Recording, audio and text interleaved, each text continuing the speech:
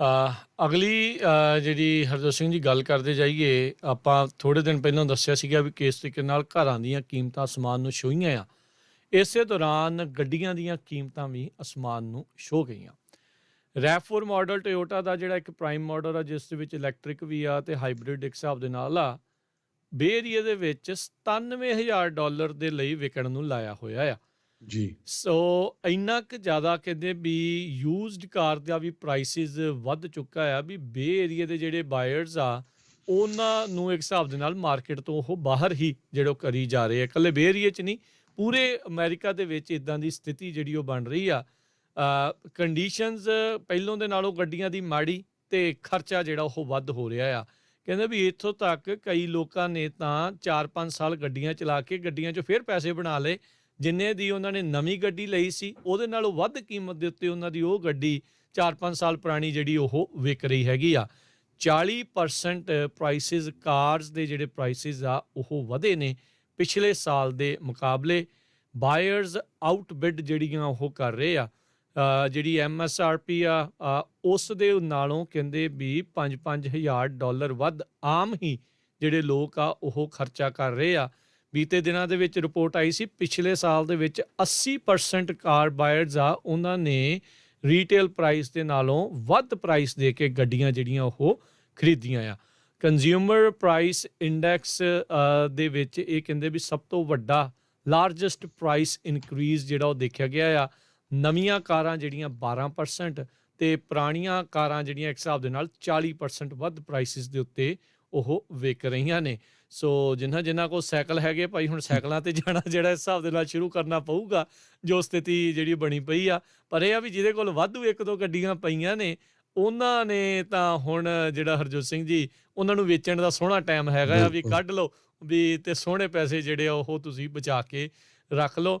1.5 ਲੱਖ ਮੀਲ ਚੱਲੀਆਂ ਗੱਡੀਆਂ ਵੀ ਜਿਹੜੀਆਂ ਆ ਆਮ ਦੇ ਨਾਲੋਂ ਵੱਧ ਪ੍ਰਾਈਸਾਂ ਦੇ ਉੱਤੇ ਜਿਹੜੀਆਂ ਉਹ ਵਿਕ ਰਹੀਆਂ ਹੈਗੀਆਂ ਨੇ। ਪਤਾ ਨਹੀਂ ਕਿਹੜੇ ਪਾਸੇ ਨੂੰ ਜਿਹੜਾ ਉਹ ਜਾਊਗਾ।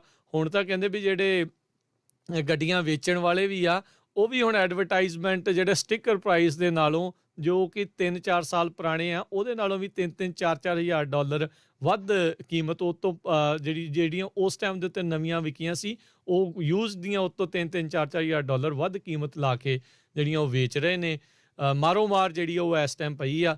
ਕਈ ਲੋਕ ਸੋਚ ਰਿਹਾ ਵੀ ਖੌਰੇ ਗੱਡੀਆਂ ਬਣਨੀਆਂ ਜਾਂ ਆਉਣੀਆਂ ਹੀ ਬੰਦ ਹੋ ਜਾਣੀਆਂ ਆ, ਪਤਾ ਨਹੀਂ ਬਣਨਾ ਕੀ ਹੈਗਾ ਆ। ਸੋ ਇੰਨਾ ਜਿਹੜਾ ਆ ਉਹ ਨਾ ਕਰੋ ਭਾਈ, ਥੋੜ੍ਹਾ ਜਿਹਾ ਇੰਤਜ਼ਾਰ ਕਰ ਲਓ। ਜਿਹਨੂੰ ਜਿਹੜੀ ਉਹ ਜ਼ਰੂਰਤ ਆ, ਜਦੋਂ ਇਹ ਕਾਹਲਪੁਣਾ ਕਰ ਦਿੰਦੇ ਆ ਨਾ, ਉਦੋਂ ਜਿਹੜਾ ਕੰਮ ਖਰਾਬ ਹੁੰਦਾ ਆ। ਜਿਹੜੀ ਟੋਯੋਟਾ ਰੈਵ4 ਦੀ ਮੈਂ ਗੱਲ ਕਰ ਰਿਹਾ ਸੀ ਪ੍ਰਾਈਮ, ਉਹ 97,000 ਤੇ ਜਿਹੜੀ ਆ ਉਹ ਹੈਗੀ ਆ, ਉਹ 40,000 ਮਾਰਕਅਪ ਆ। ਪਤਾ ਨਹੀਂ ਕੋਈ ਖਰੀਦੂਗਾ ਕਿ ਨਹੀਂ ਆ, ਪਰ ਜੀ। ਸੋਸ਼ਲ ਮੀਡੀਆ ਦੇ ਉੱਤੇ ਇਸ ਟਾਈਮ ਇਸ ਦੀ ਪੂਰੀ ਚਰਚਾ ਜਿਹੜੀ ਆ ਉਹ ਚੱਲ ਰਹੀ ਹੈਗੀ ਆ। ਜੀ। ਹੁਣ ਆਪਾਂ ਕੁਛ ਇਕੋਨਮੀ ਦੀ ਵੀ ਗੱਲ ਕਰਦੇ ਜਾਈਏ। ਜਿਸ ਤਰ੍ਹਾਂ ਤੁਸੀਂ ਹੁਣ ਕਾਰਾਂ ਦੀ ਦੱਸੀ ਆ ਵੀ ਇੰਨੀ ਪ੍ਰਾਈਸਿਸ ਚੜ੍ਹ ਗਈ ਆ, ਘਰਾਂ ਦੀਆਂ ਪ੍ਰਾਈਸਾਂ ਨੂੰ ਅੱਗਾਂ ਲੱਗੀਆਂ, ਪਰ ਇੱਕ ਇੰਡਸਟਰੀ ਹੁਣ ਬਿਲਕੁਲ ਉਹ ਥੱਲੇ ਨੂੰ ਜਾਣੀ ਸ਼ੁਰੂ ਹੋ ਗਈ ਆ, ਉਹ ਮੌਰਗੇਜ ਇੰਡਸਟਰੀ ਆ। ਮੌਰਗੇਜ ਬਿਜ਼ਨਸ ਦੇ ਵਿੱਚ ਹੁਣ ਆਲਰੇਡੀ ਕਹਿੰਦੇ ਪਈ ਹਜ਼ਾਰਾਂ ਦੀ ਗਿਣਤੀ ਦੇ ਵਿੱਚ ਲੇ ਆਫ ਹੋਣਾ ਸ਼ੁਰੂ ਹੋ ਜਾਊਗਾ, ਕਿਉਂਕਿ ਇੰਟਰਸਟ ਰੇਟ ਉੱਪਰ ਚੜ੍ਹਨਾ ਕਾਫੀ ਸ਼ੁਰੂ ਹੋ ਗਿਆ। ਪਿਛਲੇ 2 ਸਾਲਾਂ ਦੇ ਵਿੱਚ 1,30,000 ਦੇ ਕਰੀਬ ਲੋਕਾਂ ਨੇ ਮੌਰਗੇਜ ਲੋਨ ਇੰਡਸਟਰੀ ਦੇ ਵਿੱਚ ਜੋਬ ਸ਼ੁਰੂ ਕੀਤੀ ਸੀ, ਅਤੇ ਉਹ ਹੁਣ ਕਹਿੰਦੇ ਪਈ ਆਉਣ ਵਾਲੇ ਮਹੀਨਿਆਂ 'ਚ ਹਜ਼ਾਰਾਂ ਦੀ ਗਿਣਤੀ ਦੇ ਵਿੱਚ ਉਹਨਾਂ ਦੀ ਲੇ ਆਫ ਹੋਊਗੀ। ਸੋ ਲੇ ਆਫ ਵੀ ਕਿਉਂ ਨਾ ਹੋਵੇ, ਜਦੋਂ ਕਹਿੰਦੇ ਪਈ ਰੀਫਾਈਨਾਂਸ ਦੀਆਂ ਐਪਲੀਕੇਸ਼ਨਾਂ 45% ਘੱਟ ਗਈਆਂ ਪਿਛਲੇ 6 ਮਹੀਨਿਆਂ 'ਚ। ਸੋ ਜਿਨ੍ਹਾਂ ਨੇ ਰੀਫਾਈਨਾਂਸ ਕਰਨਾ ਸੀ, ਮੈਨੂੰ ਲੱਗਦਾ ਵੀ ਆਲਮੋਸਟ ਹੋ ਹੀ ਚੁੱਕਿਆ ਹੈਗਾ।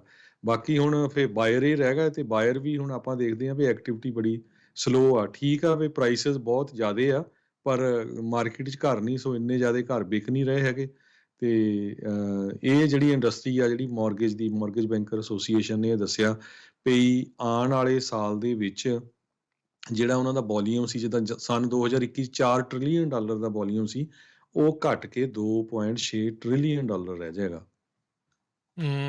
ਜੀ ਜੀ ਬਿਲਕੁਲ। ਸੋ ਇਕੋਨਮੀ ਦਾ ਦੇਖੋ ਕੀ ਬਣਨਾ ਹੈ। ਗੈਸ ਪ੍ਰਾਈਸਿਸ, ਜਿੱਦਾਂ ਕੱਲ੍ਹ ਵੀ ਆਪਾਂ ਜ਼ਿਕਰ ਕੀਤਾ ਸੀਗਾ ਵੀ ਕਿਉਂ ਆਪਣੇ ਵੈਸਟ ਕੋਸਟ ਵਾਲੇ ਪਾਸੇ ਜਿਹੜੀਆਂ ਜ਼ਿਆਦਾ ਵੱਧ ਰਹਿੰਦੀਆਂ ਆ ਬਾਕੀਆਂ ਦੇ ਜਿਹੜਾ ਉਹ ਮੁਕਾਬਲੇ।